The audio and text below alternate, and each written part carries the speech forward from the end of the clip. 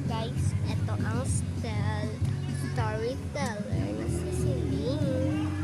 Sorry, hindi ko pa na-video. Ito na yung part 2 nangyari.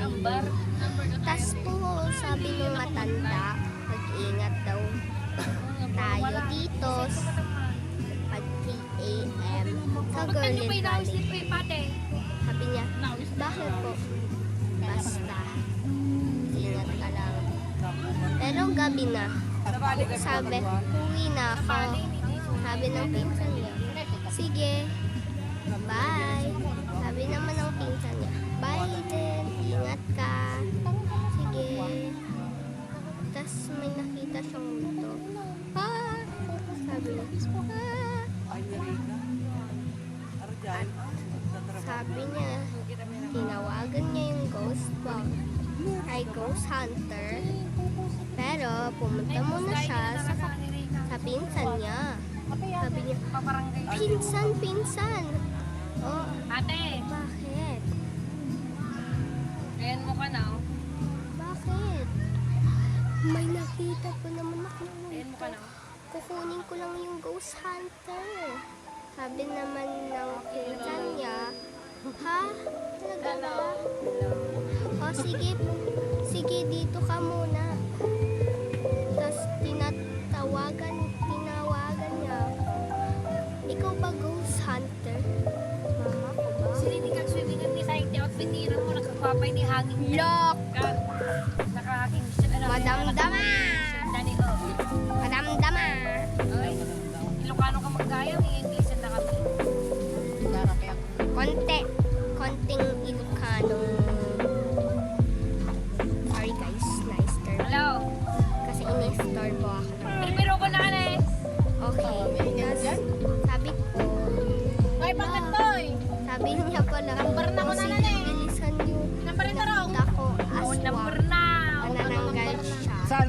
Pasig ka no? Ako naman, Ha? bawang kasi, may bawang ba dyan? Bigyan mo Nagputo ka siya talaga, ng bawang pinigladan para na. umalis.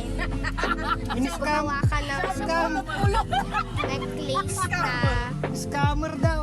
Pagtutungtungan ka lo di alumni ka, pag kita kita, duduwa daw. necklace. Sabi niya naman, sige, Arte mo ni ganyan ko lang dyan sa wali sinend ulit. dyan na sa Di ba di asawa ni Kuya sabi ulit niya, ko? ganito ba? Sabi ko, oo, on Parang talaga ano, siya. Nagarte. Kasla mo lang. Nakagagwapo nga. Tapos aalis na siya. Sabi niya, alis na pala ako, hindi na magpapag-ghost hunter. Kasi, ito pang patulong sa atin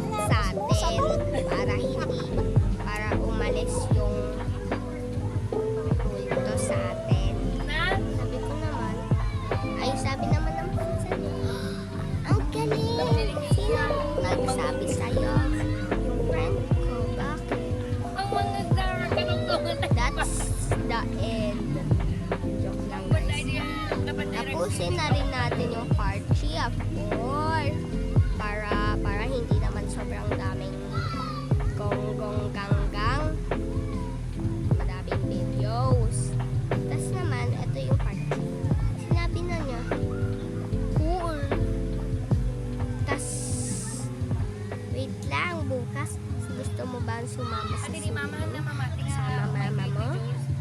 Oh, sige. Anong swimming ba yon? Saan? Sa Jules. May multo ba doon?